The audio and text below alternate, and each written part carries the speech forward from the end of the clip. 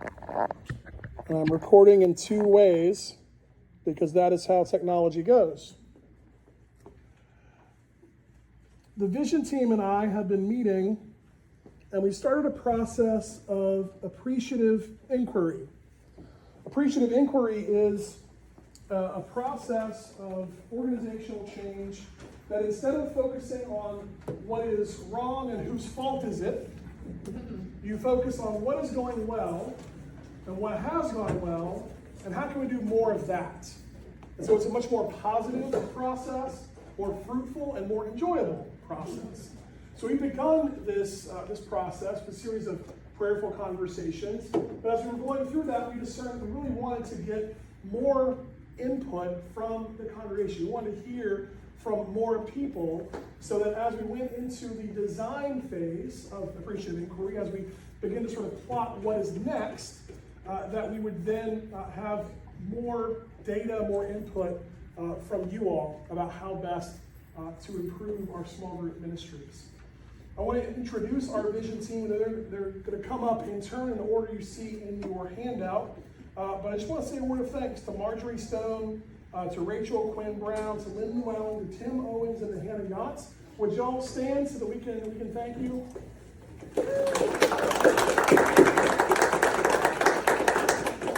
With that, I want to invite Marjorie to lead us off. If you'd, if y'all would come up here to the podium for the benefit of our recording devices. Thank you, Marjorie. Well, I have to say, first of all, that Drew slung me a zinger, because as I've always heard in Journalism 101, maybe not down in Durham at Duke, whatever, but anyway, it's who, what, when, where, why. And all of a sudden this morning, I see his little message that says why is going to be up front. So I really did listen to his message today, but I also was preparing my little speech. So anyway, with that being said, here we are.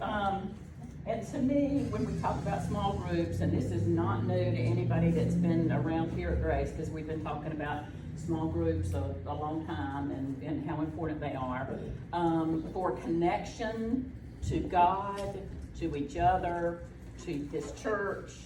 So anyway, it's not really anything new, but I do feel like in my experience that growth and connection and all that on the journey with a small group or in small groups has been very helpful to me.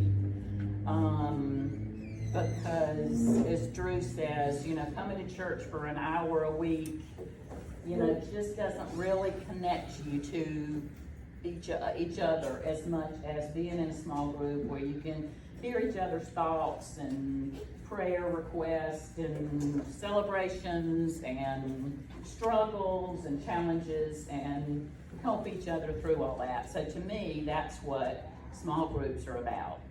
And I have to say, for me, forgiveness is a big part of it.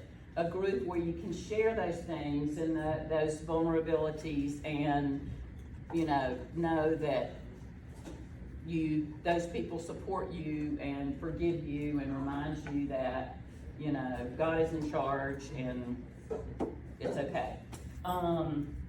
So also the celebrations, and that's what I truly remember with the small groups I can think of when Bill and I had a family and had a baby, and fixing a meal is challenging for me anyway, but especially then, and when Paul Llewellyn shows up with dinner and support and to help to celebrate, it's great. Along with the times that are rough, when I lost a parent, and the first one, y'all know I get tenderhearted. The first one to show up was Jane Long with a bowl of fruit. And she brought the fruit in one of those things that most people would have tossed. And I will never toss it because I use it all the time, and it reminds me of the love that she showed, when I had lost my mother. So it's the folks that when you're thinking about what kind of group would I like to connect with or whatever, think about how hopefully in the long run, those are the people that are going to show up for you without being asked. without, you look out the door and there's somebody out there mowing the grass that knows that you need that kind of help. So that's the kind of thing that it means to me. Also last week we talked a lot about, Drew talked a lot about wisdom, and I think in the small groups that I've had, those are my go-to people. When I'm struggling with something, when I need answers, those are the folks that I can depend on to give me some guidance. I remember one time I was on the jury duty in Greensboro. The first time there was gonna be a trial for a man, there was no body. No body was ever found. It was the first time in 100 years. And we had to stand up there and, say whether we could uphold the death penalty and all that. And I was so confused, and so I did everything I could to talk about me. I'm a nurse and this and that and the other. All the reasons they shouldn't be, but they did. I was an alternate and then I got bumped up. So anyway, I really talked with my pastor. My pastor and members of the small group that I was in really helped me know that, I could do the right thing. So anyway, just as a means of wisdom is good. And always accountability. Those folks that can come to you and say, just like the Bible says, wait a minute, Marge, I need to talk to you about so-and-so. We need to have a come to Jesus meeting about so-and-so. And Scott Romine is good with that. And, but really seriously, that's biblically, based, that those folks you can count on to keep you on track. And basically just closer to each other and closer to Jesus, I think, is how it breaks down for me with small groups. And it can be something, I feel close to the folks that went on the Jamaican mission trip. Yes, it was hot, Char. But anyway, I think about those times and those people all the way across the world that have the same beliefs as I do, and I don't know, just connections, and that's just meaningful to me. So anyway, I shared a few of the meaningful small groups that I've been a part of, and I hope that you will continue to find a place that meets your needs and helps you go closer, better connection to each other, and in your walk and journey with God. Is that short enough, Scott? Okay. All right. Thank you, Marjorie. Rachel's up next. Thank you, Rachel. You're welcome. It might be shorter than Marjorie. So we're kind of here to talk about what a little bit, like the what are we going to do for these small groups and this building our community and discipleship with each other. So I'm talking about it today, but also this is sort of what we're all going to talk about at our table. It's what makes you excited about Jesus in your community, and what makes you want to discuss it with members of our church and get to know each other better and kind of develop more of a discipleship with each other. So with meeting in the vision team, we kind of talked about different things that were meaningful to us, like Marjorie touched on just now. We've done small groups here before, right, where we have book studies and kind of homework attached to it. This summer we've been doing kind of a study after church based on Drew's sermons, kind of on just scripture study, a little bit less homework required, kind of more casual topic, but still discussion with God. So we really want to learn what people want. What do you want as far as how demanding do you want these kind of topics to be? Do you like the frequency of after service? Do you like it once a month, kind of small group gatherings? So there's a lot of different options for us to do as far as smaller groups and then bigger fellowship community. For me, one of the more important small groups I was ever in was in college, and it was just a study of the Word. It was no real homework, no real major structure to it. It was a study of a passage in the Bible, and we kind of roundtable discussion of what seems important from this passage to you. What do you think the point of this passage is? And that really got me into reading the Bible more. So that's kind of a small group style or setup as far as what goes that I personally am interested in, but somebody else may be more interested in having a dinner meeting like monthly where we have small groups and whoever hosts the dinner gets to lead a Bible study as well.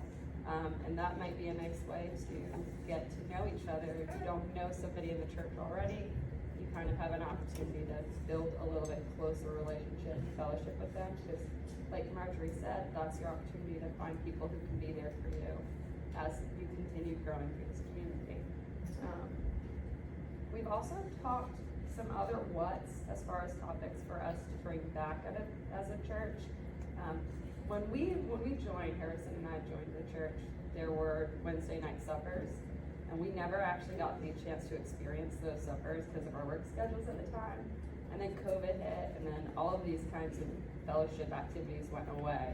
Now that's not a small group, it's like a large group, but it is fellowship, and it's still a chance for us to talk about Jesus together and get to know one another and be able to then find a core group of people maybe that you want to start a small group with. Sort of same as like what Scott's doing with the music, honestly. I was thinking about that this morning with the Friday night music. It's a chance to fellowship, but also a chance to meet people who are part of the Christian community, talk about Jesus. And so we want things to be broad like that, where people feel really welcome. That way we can welcome new members in and they don't feel so nervous or scared because it's such a specific, what we do for small groups is so specific and there's homework required and it feels kind of scary if you're new to church. But if we can do those kinds of community activities, then we can also kind of hone into small groups and like closer Bible studies. So that's our goal, and today we want to learn what you guys want, what things would make you actually interested in coming, and how often. Is it twice a month, once a week, once a month, quarterly? You know, that's a big thing. And we also want to make sure you know what they are. So like the women of faith, I had no idea when they met for the longest time, and then I finally learned last spring. And so we want to make sure whatever topic or type of small group you all want to be a part of, we advertise it well so that people know about it. But today, hopefully, we'll learn a lot about what we can design for this church.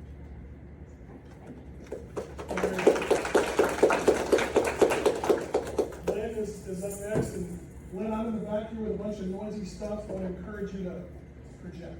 All right. Sorry. I'll put on my teacher That wasn't voice. aimed at anyone specific, just for the recording. Okay, so I'm here to talk about who. So who do we want to participate in small groups? Who do we want to connect with each other? And that's people who have been here an hour, 1 hour, or one heck of a long time. So everybody. And when we talked about small groups that meant a lot to us, I mean, two groups kind of came to mind for me. One is I've been in one heck of a long time Sunday school class, that where we've gotten to know each other, and like as Marjorie has shared, Marjorie's part of that group, you know, we can share things and just get to know each other and talk about how Jesus, you know, shows up in our lives. And sometimes though, small groups like that have been together a long time can be a little exclusive or seem that way. Even if the people don't intend them to be that way, it's like, oh, you know, those people look nice, but I know they've been together for 20 years, so I can't go there. Another small group that's really meant a lot to me is a small group that just started kind of spontaneously, that Elizabeth started, with Centering Prayer, where it's just like, hey, let's do this thing and whoever wants to come can come. And that was a group of just wide variety of people. So we need probably both kinds of small groups. So groups that are maybe, you know, people have been together for a while but welcome new people. Maybe, well, let's just start this group and see what happens. We also have talked about how important it is to allow generations to get together. So it's not just like, okay, this is the young adult group and they've got to be 20 to 30. And then once you're 31, you've got to be in this other kind of group. Now there certainly could be groups where generationally it fits to go together. You know, the youth group, that's great. If you want to do a group like that, that's fine. But we'd like to encourage intergenerational.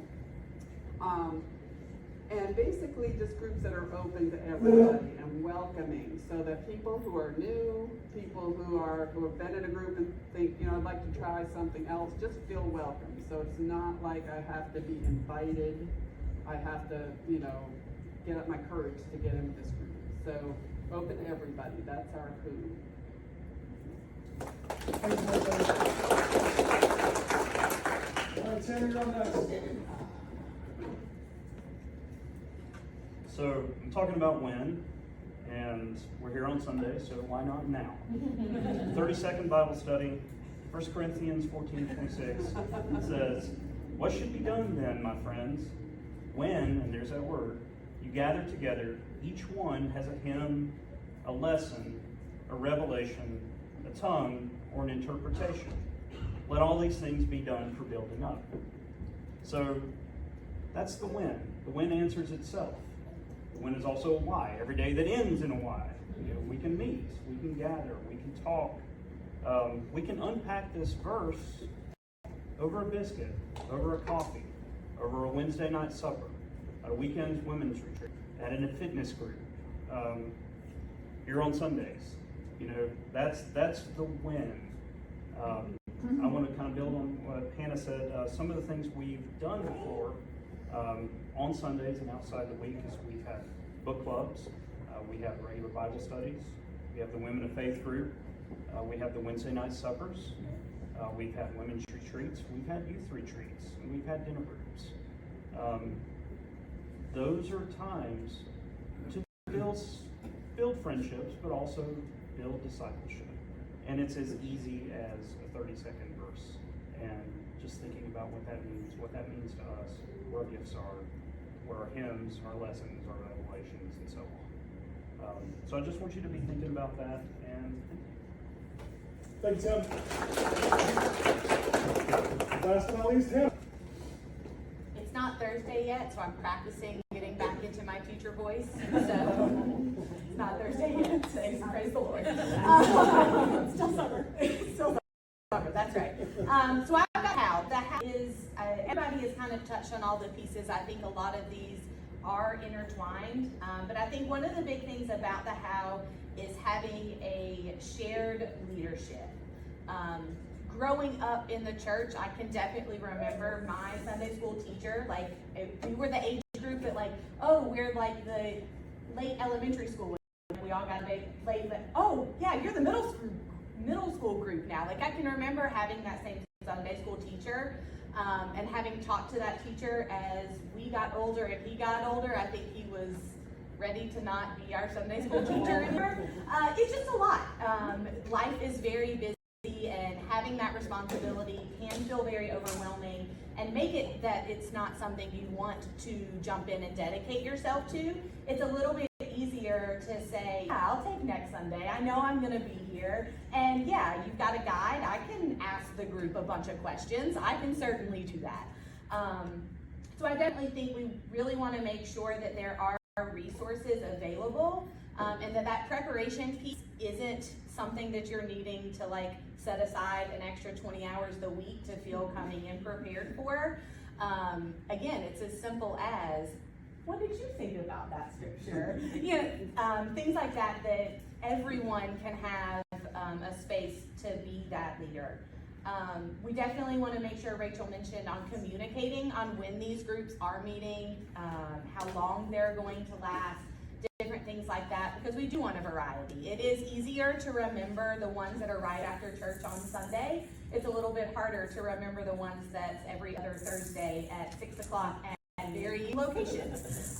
So making sure that we communicate that information we know is going to be extremely important to keep people engaged. We also want to make sure that it is not just about the Bible study in of itself. We've mentioned the fellowship aspect, but also the mission aspect. I know Grace is very big in parking with a purpose and using that financial piece to spread wealth back out into the community. But we also have a lot of people here who are capable and willing of giving of their time and not just their finances, and finding ways to have a weekend where you go and mow somebody's yard because they know they need it, or a new ramp needs to be built, or just little mission opportunities that exist in the community, and finding ways for groups to get involved with that. And I think a lot of us have basically mentioned like it's going to be flexible, like it could be here, it could be there, it could be anywhere. And that location piece can be anywhere thing too. Again, it's easy to say right here after church, and we want those opportunities to exist because sometimes that's easier. You're already here, I can set aside 1 more hour Sunday morning to stay and spend some time and grow with my friends here at church. But those opportunities exist, and it might not necessarily be in this church. That's that. Thanks so much, Hannah. We're doing great on time, all things considered. I'm going to release you to have some table conversations in just a moment. Just want to say a couple things real quick. One more word of thanks to our vision team. As you can tell, they've been doing really good work and really putting a lot in for you. Can we thank them one more time? Just a couple things to keep in mind as percolating ideas as you begin to have some conversation around the table. I like Hannah's notion of where being flexible. In terms of the geographic disbursement of our congregation, where our people come from, it's not as if everyone lives within a mile of the church. We are very much a spread out church kind of all over Guilford County, from 15 minutes south of town to more towards Oak Ridge, up towards Summerfield, etc., and everywhere in between.